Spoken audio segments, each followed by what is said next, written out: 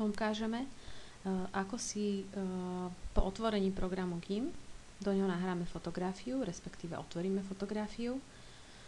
To sa dá spraviť dvomi spôsobmi. Jeden je ten, že v hornom menu po otvorení programu, v hornom menu naľavo v priečinku File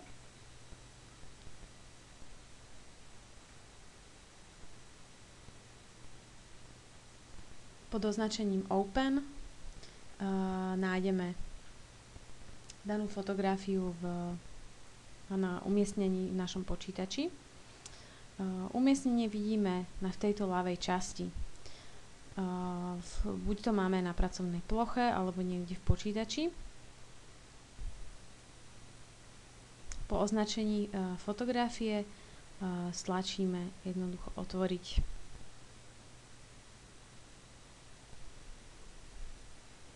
Program sa nás ešte pýta, pretože súbor bol pôvodne zrotovaný, či ho chceme zrotovaný alebo štandardnú orientáciu. Môžeme dať, že zachovať orientáciu a ukážeme si, ako sa súbor potom otáča. Takže toto je jeden spôsob, akým si nahráme fotografiu do programu GIMP. Ja teraz fotografiu zatvorím, aby som vám ukázala druhý spôsob.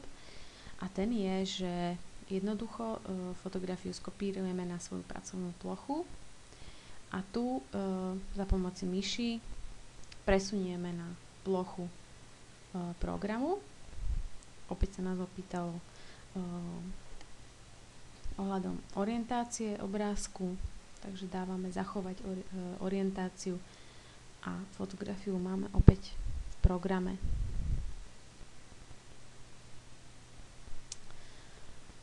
Fotografiu si zrotujeme následovným spôsobom. Opäť v hornom menu pod sekcia Image.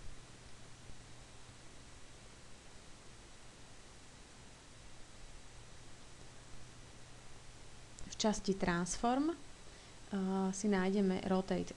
Musíme rátať s tým, že sa nám to otočí buď po smere hodinových ručičiek, čiže clockwise, alebo proti smeru hodinových ručičiek. V tomto prípade chceme proti smeru. Takže fotografiu máme.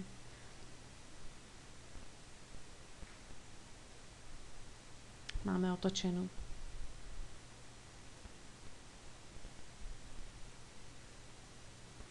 Ešte si ukážeme, ako fotografiu uložiť.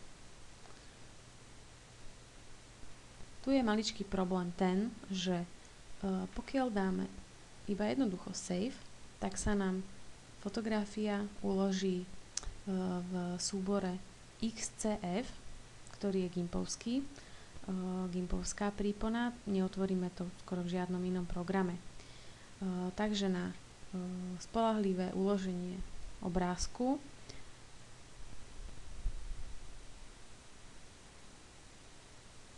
musíme dať nie Save ani Save as, ale Export, ktoré sa nachádza takisto pod sekcii File, niečo kúsok pod ikonkou Save.